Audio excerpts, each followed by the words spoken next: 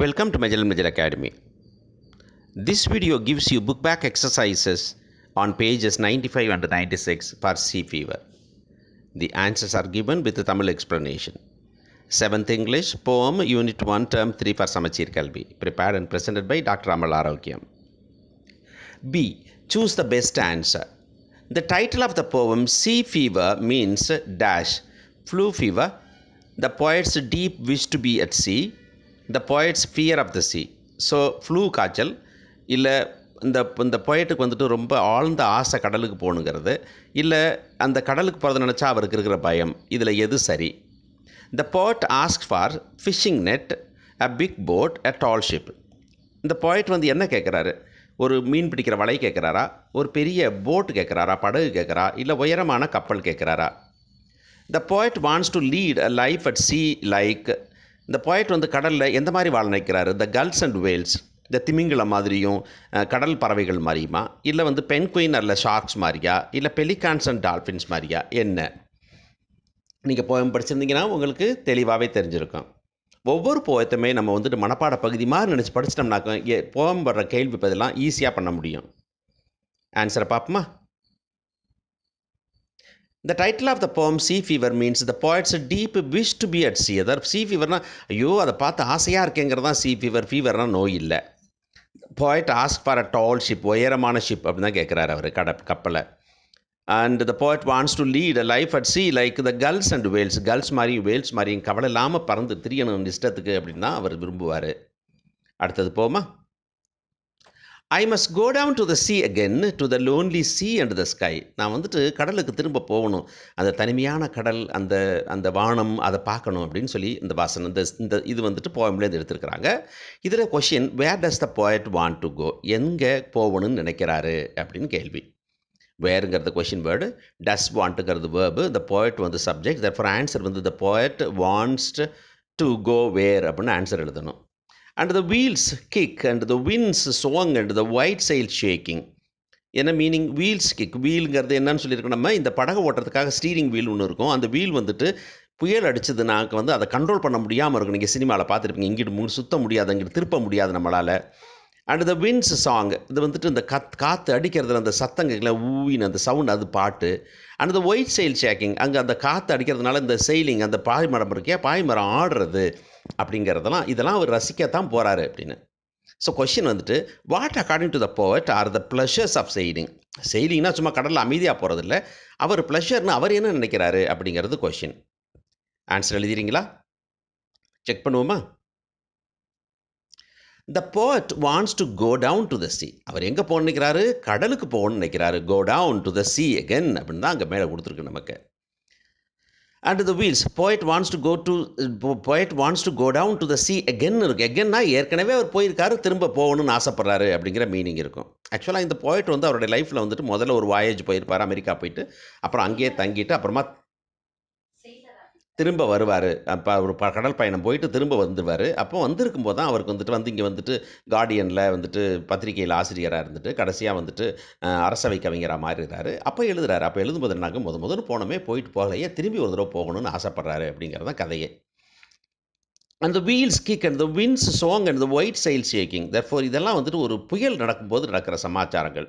What according to the poet are the pleasures of sailing அப்படின்னா, ப்ளஷர்னா என்ன? அப்படி படுத்துங்கிறதா, சாப்பிட்றதா? இல்லைனா இல்லை செயிலிங் போகிறதுல என்ன இருக்குன்னா, அக்கார்டிங் டு த poet, இந்த poetை பொறுத்த வரையில் ஃபேஸிங் ஸ்டார்ம், புயலை எதிர்கொள்கிறது, அண்ட் த த்ரில்ஸ், அதை எதிர்கொள்ளும் போது கிடைக்கிற த்ரில் இருக்கே, அதெல்லாம் தான் ப்ளஷர்ஸ் ஆஃப் செயிலிங் அப்படின்னு அவர் விரும்புகிறாரு அப்படின்னு சொல்கிறோம். அடுத்தது போமா?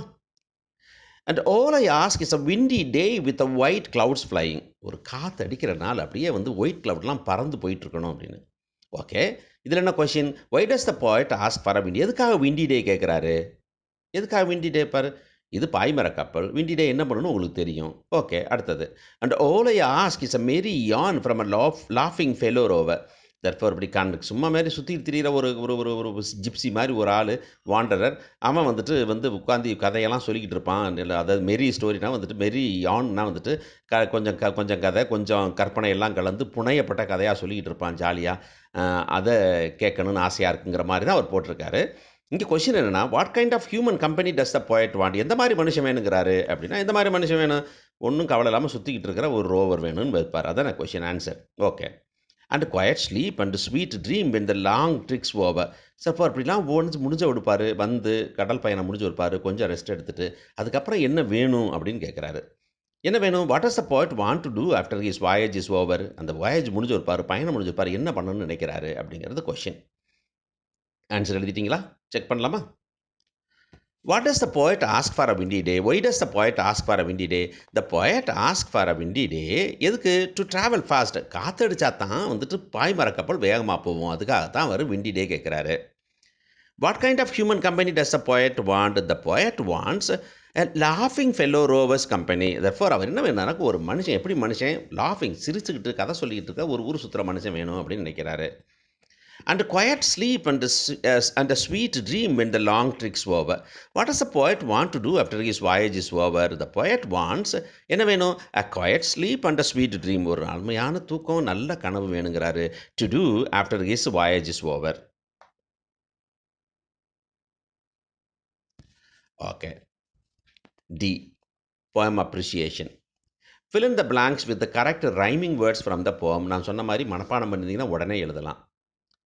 ஸ்கை என்ன வேணும்? நைஃப் என்ன வார்த்தை? ரோவ என்ன வார்த்தை? Quote the line that has been repeated in the poem. இந்த போமில் ஒன்று திரும்ப திரும்ப ரிப்பீட் ஆகுது, நமக்கே தெரியாது. தேர்ஃபோர் அது என்னன்னு எழுதணும். திரும்ப அதை மனப்பாடம் பண்ணிட்டா ஈஸியாக இருக்கும். Right the poetic device which is used in the line below and a grey mist on the sea's face. Grey mist முகத்தில் அது இருக்குது, அந்த கடலோட முகத்தில் ஒரு கிரே மிஸ்ட் அப்படி சாம்பா கடலில் ஒரு மிஸ்ட் இருக்கிறது அப்படின்னு. What poetic device is used for the comparison in the below line? இந்த கம்பேரிசனுக்காக என்ன poetic device யூஸ் பண்ணுறாங்க? where the winds like a wetted life. எழுதிட்டீங்களா? செக் பண்ணலாமா?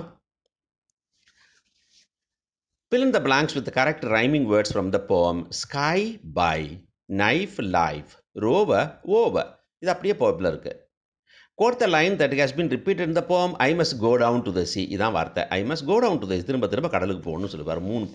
4 பேராகிராஃப் இருக்கும். 3 பேராகிராஃப் இருக்கும். 4 லைன்லையும் 3 தடவை வந்திருக்கும். Write the poetic device which is used in the line below. And a grey mist on the sea's face. Imagery. Imageryனா வந்து கண்ணு முன்னாடி நிற்கிறது, அதுதான் imagery. The poetic device is used for the comparison in the below line. What poetic device? Where the mind is like a wetted. நீங்கள் சொன்ன like as வந்துச்சுனாவே அது சிமிலி அப்படின்னு சொல்லியிருக்கிறோம். And that's it. அடுத்தது போமா? The poem has many visual and sound images. Complete the table with the examples from the poem. The first one has been done for you. Wheels kick is visual image. விஷுவலாக வந்துட்டு ஒரு wheel அப்படியே சுத்த முடியாமல் சுற்றுறதை பார்க்கலாம். Wins song அப்படியே காது கேட்குற மாதிரி, அந்த காற்றடிச்சா என்ன சவுண்டு கேட்கும் அப்படின்னு தெரிஞ்சுக்கலாம்.